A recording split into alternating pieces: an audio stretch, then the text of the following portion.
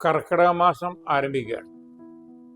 കർക്കിടകത്തിൻ്റെ പ്രത്യേകത മഴ തുടർച്ചയായി നിൽക്കുന്നത് കൊണ്ടും തണുത്ത അന്തരീക്ഷം കൊണ്ടും ശരീരത്തിൻ്റെ ദോഷങ്ങളുടെ വ്യതിയാനം വരികയും ശരീരബലം അഗ്നിബലവും വളരെയധികം കുറയുകയും ചെയ്യും.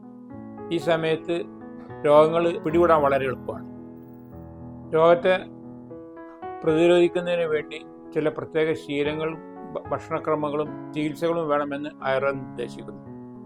അഭ്യംഗം, അതായത് എണ്ണ തേച്ച് കുളിക്കുക, ശിരോധാര, വിവിധ തരത്തിലുള്ള കിഴികൾ, പിന്നെ അതേപോലെ വസ്തി, വിരേചനം, നസ്യം തുടങ്ങിയ ട്രീറ്റ്മെൻറ്റ്, ചവിട്ടി ഒഴിച്ച് തുടങ്ങിയ മർമ്മ ചികിത്സകൾ, മുഖാഭ്യംഗം, മുഖലേപനം തുടങ്ങിയ സൗന്ദര്യ വർദ്ധക ചികിത്സകൾ, ഇതൊക്കെ വർഷകാലത്ത് ഈ കർക്കിടകത്തിൽ നടത്തുന്നത് ഒരു വർഷം മുഴുവൻ ആരോഗ്യം നിലനിർത്തുന്നതിനും മനസ്സിൻ്റെയും ശരീരത്തിൻ്റെയും സംഘർഷങ്ങൾ കുറക്കുന്നതിനും ആരോഗ്യം വീണ്ടെടുക്കുന്നതിനും വളരെ പ്രധാനപ്പെട്ടതാണ് എന്ന് ആചാര്യന്മാർ നിർദ്ദേശിക്കുന്നുണ്ട്. പൊതുവെ വിശ്രമകാലമായ ഈ വർഷകാലത്ത് ഭാവിയിൽ രോഗങ്ങൾ വരാതിരിക്കാനുള്ള ഒരു പ്രത്യേക മുൻകരുതൽ എടുക്കുക എന്നുള്ളതാണ് ആരോഗ്യത്തിൻ്റെ രീതി.